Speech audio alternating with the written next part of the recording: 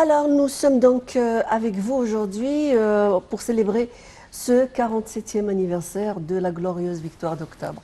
Octobre, c'est une nation qui s'est relevée de ses peines. C'est une nation qui a su donner des leçons, des leçons sur le plan stratégique, sur le plan humanitaire, sur le plan où tout le monde était des héros dans cette guerre. Même les plus simples soldats. Il faut les découvrir. Il faut vraiment les découvrir. Alors aujourd'hui, nous allons nous baser sur cette question de comment cette victoire a changé le cours des relations égyptiennes avec le monde entier sur le plan international et interarabe. Exactement, une guerre donc qui a changé la géopolitique de la région, mais aussi qui a marqué cette étape importante de l'histoire moderne de l'Égypte et qui a montré au monde entier que l'Égypte a une diplomatie sans égale. Et justement, pour parler de diplomatie, qui de mieux que notre ambassadrice Wafa Bassim, ancien ministre adjoint au ministère des Affaires étrangères. Bonjour. Bonjour et une grande félicitation à l'Égypte à l'occasion de l'anniversaire de la grande victoire de 1973. Alors, bonne fête à vous en tant que femme de la diplomatie égyptienne. Et justement, puisqu'on parle de diplomatie, qu'est-ce que cette guerre d'octobre, puis ensuite l'accord de paix qu'il y a eu entre l'Égypte et israélienne a apporté dans la diplomatie égyptienne? Est-ce que justement cet épisode important de l'histoire de l'Égypte a fait qu'aujourd'hui nous avons cette place de numéro 1 de la région? Il faut le dire, il faut appeler un chat un chat. Donc qu'est-ce que ça a changé dans la région arabe? Tout d'abord, la guerre de 1973 était un point tournant dans l'histoire non seulement de l'Égypte, mais aussi de la région et j'ose dire aussi dans le monde entier. D'abord, c'était la guerre qui a prouvé qu'il n'y a aucune force d'occupation qui pouvait continuer à s'octroyer des territoires qui ne lui appartenaient pas. Elle a aussi restauré la confiance des Égyptiens en eux-mêmes, mais aussi la confiance du monde entier au pouvoir égyptien. Au pouvoir dans le sens que les Égyptiens le peuvent. Ils avaient eu un grand choc et le sentiment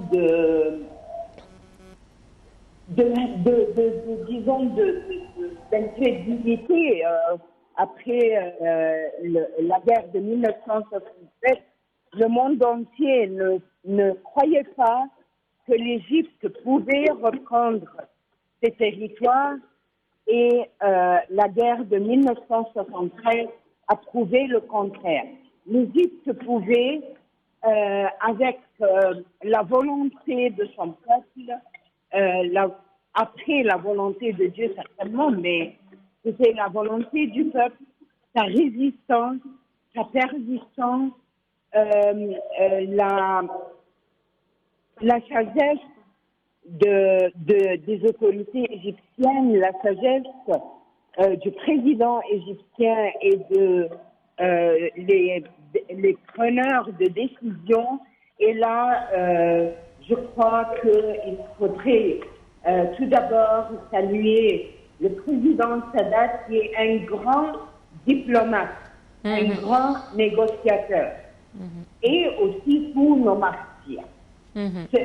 Tous ont pavé le chemin pour qu'on puisse commencer des efforts diplomatiques qui pourraient libérer le reste de nos territoires, établir un accord de paix avec un ennemi qui existait depuis des décennies et de là garantir une paix, une stabilité pour le peuple égyptien, le retour de la vie normale et le début du plan de développement égyptien sur tous les plans, économique, social, commercial, tout ce que vous voulez, et même politique, puisque c'est de là qu'on avait commencé la phase du multipartisme.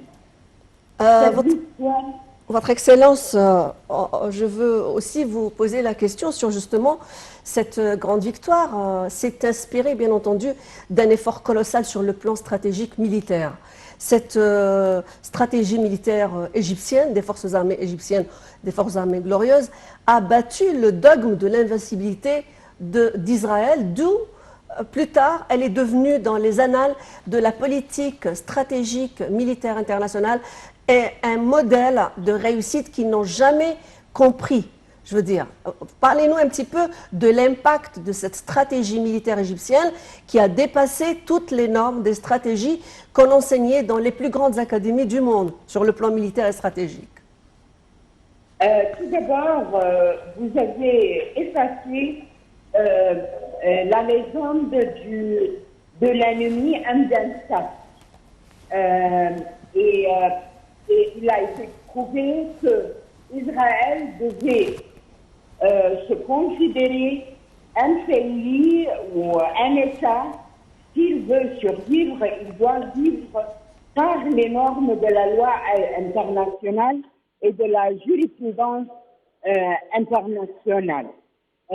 Deuxièmement, la paix, les négociations ont toujours besoin d'une couverture de force.